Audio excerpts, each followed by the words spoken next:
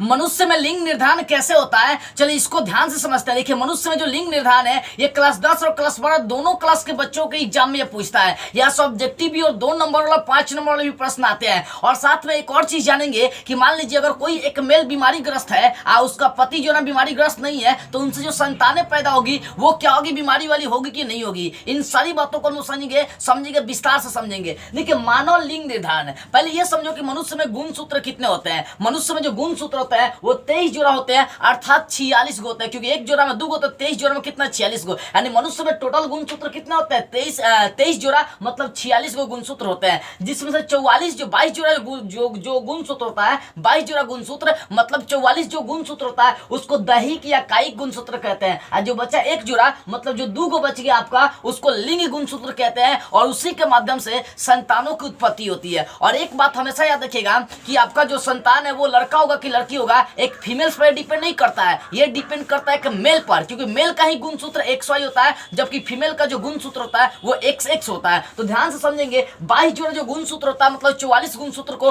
दैहिक या कायिक गुणसूत्र बोलते हैं, जबकि एक जोड़ा जो गुणसूत्र होता है, एक जोड़ा मतलब 2 गो जो गुणसूत्र बच गया उसको लिंग गुणसूत्र कहते हैं। देखो पुरुषों का जो गुणसूत्र होता है 44 प्लस XY, ठीक है ना, लेकिन महिलाओं का जो गुणसूत्र होता है वो होता है 44 प्लस XX, यानी 44 को सब में सेम चलेगा। अंतिम वाला से क्या होता है कि लिंग निर्धारण हो जाता है, ठीक है ना। तो पुरुषों का XY और महिलाओं का XX ले लिए। अब इसे आप पृथक्करण का नियम अप्लाई कर दिए कि X अलग कर दिए Y अलग कर दिए, यहाँ X अलग हो गया यहाँ पर Y अलग हो गया। अब देखो ये X जो है ना X से निषेचन करके XX बना दिया, ये X से निषेचन करके XX बना दिया, ये X ये अब Y की बात करता है तो ये Y X से मिलकर XY बना दिया, ये Y X से मिलकर XY बना दिया। तो यहाँ पर एक चीज देखिए XX तो XX किसका होता है गुणसूत्र, महिलाओं का, इसका मतलब यहाँ पर लड़की निर्माण होगा। और उसके बाद XY यहाँ पर क्या बनेगा, लड़का बनेगा। यानी जब लिंग निर्धारण होता है तो संभावनाएं बनती है 50% लड़का जन्म लेने का और 50% लड़की जन्म लेने का। देखो इस टाइप से लिंग निर्धारण जो होता है, जिस तरह से मनुष्य में लिंग निर्धारण होता है उसी प्रकार से एक और जीव होता है जिसका नाम है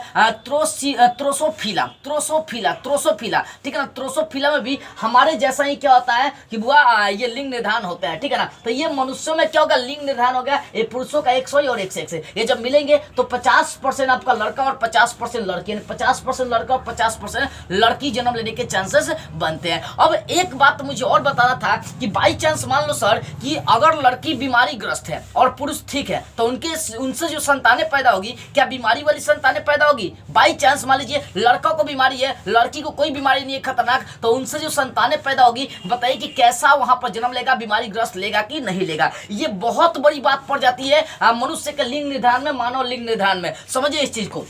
देखो XX गुणसूत्र किसका होता है, महिलाओं का, और XY पुरुषों का होता है। तो अभी मान के चलते हैं कि महिलाएं जो बीमारी ग्रस्त है उनमें कोई ऐसा खतरनाक बीमारी है जो पीढ़ी दर पीढ़ी चलने वाली है। क्योंकि भैया हम लोग मानव में लिंग निर्धारण किसमें पढ़ रहे हैं, अनुवंशिकी में पढ़ रहे हैं। तो अनुवंशिकी का मतलब क्या होता है, एक गुणों का दूसरे गुण मतलब एक गुणों का हर पीढ़ी में संचरण होते रहना। मान लीजिए आप में जो खतरनाक बीमारी था या आप में जो दमा का बीमारी है वही आपके बेटा पोता में हो जाए तो ये अनुवंशिकी कहलाएगा। तो वही देखना कि मान लीजिए फीमेल को, महिला को, किसी लड़की को कोई खतरनाक बीमारी है और उसके पति को कोई खतरनाक बीमारी नहीं है, तो वहां से जो संतानें बनेगी देखना है कि उसमें किसमें यानी लड़का और लड़की कितने % लड़का और लड़की में बीमारी उत्पन्न हो सकते हैं। तो अभी महिलाओं को मान के चलते हैं कि एक फीमेल में क्या है बाबू बीमारी ग्रस्त है, एक लड़की क्या है बीमारी ग्रस्त है और उसका जो पति है वो कुछ नहीं है, उसको कोई बीमारी नहीं है। अभी यहाँ पर निषेचन करेंगे तो पहले अलग अलग करिए XB और XX, यहाँ से XY हो गया। अभी XB X से रिएक्शन करके XB X बना दिया और B का मतलब क्या होगा, B का मतलब बीमारी, XB का मतलब बीमारी वाला गुणसूत्र हो गया वो, याद रखिएगा, ठीक है ना। तो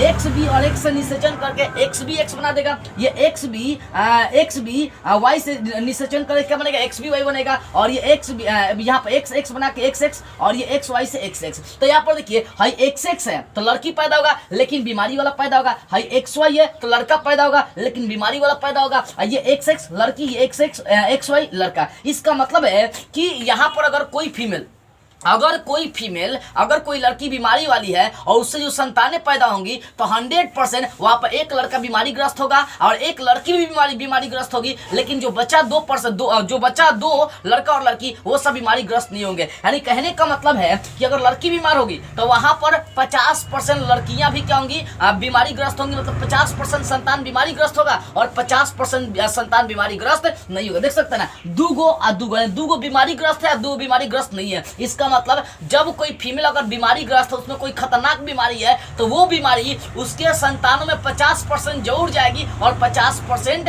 नहीं जाएगा। ठीक है ना। अब दूसरा बात समझते हैं कि सर बताइए, अभी तो हम लोग लड़की को मान लिया कि उसमें बीमारी है, अगर किसी लड़के में कोई खतरनाक बीमारी है और लड़की में कोई खतरनाक बीमारी है तो वहां पर जो संतानें जो उत्पन्न होगी उसमें कितना परसेंट होगा। चलिए देखो, XX लड़की का गुणसूत्र होता है, मतलब फीमेल्स का गुणसूत्र होता है, तो इसमें कोई दिक्कत नहीं है, कोई बीमारी नहीं है। लेकिन XY पुरुषों का होता है। देखो X को मैंने क्या किया, B मतलब बीमारी ग्रस्त मान लिया कि यहाँ जो पुरुष है वो बीमारी ग्रस्त है, उसमें कोई खतरनाक बीमारी है। अब इनके भी जब निषेचन होगा तो उनसे पैदा होने वाली संतानें क्या होगी, इसको समझिए। देखो XX को अलग कर दिया, XY को अलग कर दिया। अब देखिए X जो है ना XB से निषेचन करके XXB बना दिया, ये XY से निषेचन करके XY बना दिया, और ये अब ये X XB से निषेचन करके XXB बना दिया, और ये XY से निषेचन करके XY बना दिया। तो ध्यान दीजिए, XXB का मतलब लड़की है, XXB का मतलब लड़की बन गया लेकिन बीमारी वाला है, XY लड़का बन गया कोई बीमारी वाला नहीं, XXB लड़की बन गया बीमारी वाला, XY लड़का बन गया। समझ रहे बाबू कितनी बड़ी बात आ रही है। अगर कोई पुरुष बीमारी ग्रस्त है और कोई फीमेल बीमारी ग्रस्त नहीं है तो सिर्फ लड़कियां ही वहां पर बीमारी ग्रस्त उत्पन्न होंगी, लड़का बीमारी ग्रस्त नहीं हो रहा। देखिए XXB लड़कियां, XX गुणसूत्र किसका होता है, लड़की का। यहाँ XXB फिर वही बात आ रही है। तो यहाँ XY लड़का है यानी पुरुष है, यानी पुरुष में कोई बीमारी नहीं होगा, लेकिन जो संतानें, जो पुत्रियां पैदा होंगी, जो लड़कियां पैदा होंगी, उनमें ये बीमारियां उत्पन्न होंगी। यानी सीधा सा मतलब है कि अगर कोई पुरुष बीमारी ग्रस्त है और फीमेल बीमारी ग्रस्त नहीं है, उसके शरीर में कोई बीमारी नहीं है, और वहां पर जो संतानें पैदा हो रही है उसमें सिर्फ लड़कियों में बीमारी जाएंगी, लड़कों में बीमारी जाने का कोई चांस नहीं बनता है। क्योंकि ससुरी देख सकते हैं XX का ही खाली निर्माण कर रहा है, यानी XX वाले गुणसूत्र में ही सिर्फ जाएंगी ये बीमारी। ठीक है ना। तो इसका सीधा सा मतलब ये बहुत बड़ी मुद्दा रहती है बीमारी होने की। और मुझे लगता है कि यूट्यूब आपको इस तरह से, और ये जो चीजें कोई आपको समझा नहीं सकता मानव लिंग निर्धारण में। ठीक है। देखो, तो एक बार और इस चीज की मैं चर्चा करता हूं। अगर कोई लड़की बीमारी ग्रस्त है और उसका जो पति है, जो उसका हस्बैंड है, उसको कोई बीमारी नहीं है, तो वहां पर जो संतानें पैदा होने वाली है उसमें 50% संतान बीमारी ग्रस्त होगा और 50% बीमारी ग्रस्त नहीं होगा। लेकिन अगर कोई पुरुष बीमारी वाला है, खतरनाक उसके शरीर में कोई बीमारी है और लड़की में कोई बीमारी नहीं है, तो वहां पर जो संतान उत्पन्न होगा उसमें सिर्फ लड़कियां ही बीमारी ग्रस्त होंगी, लड़के बीमारी ग्रस्त नहीं होंगे। इस लिंग गुणसूत्र को आप देखकर आसानी से समझ सकते हैं। तो मुझे विश्वास है कि मानव में लिंग निर्धारण की प्रक्रिया आपको समझ में आ गई होगी। यहाँ से ऑब्जेक्टिव क्वेश्चन कर सकता है, पुरुषों का गुणसूत्र क्या होता है, महिलाओं का गुणसूत्र क्या होता है, पूछेगा मानव में लिंग निर्धारण करिए, तो आपको इतना क्या करना। अगर पूछेगा एग्जाम में कि मानव में लिंग निर्धारण की क्रिया करिए, तो ये पूरा चीजें क्या करना है, इतना लिख देना है, ये आपका हो जाएगा, मानव में लिंग निर्धारण हो जाएगा। मुझे विश्वास है कि ये चीजें आपके दिमाग में पूरी तरह से क्या हो गई, बैठ गई होगी। ठीक है ना। और एक बात बोलना चाहूंगा, यदि आप इंपॉर्टेंट प्रश्नों का नोट्स लेना चाहते हैं तो स्क्रीन पर व्हाट्सअप नंबर है, संपर्क कर सकते हैं, लेकिन ध्यान इस बात करें कि आपको कॉल नहीं करना। और एक और आप लोग काम कर दीजिएगा, इस वीडियो को ज्यादा से ज्यादा लोगों के पास शेयर करिए, क्योंकि आपको समझाने के लिए, आपको पढ़ाने के लिए हमें काफी मेहनत करनी पड़ती है। जय हिंद।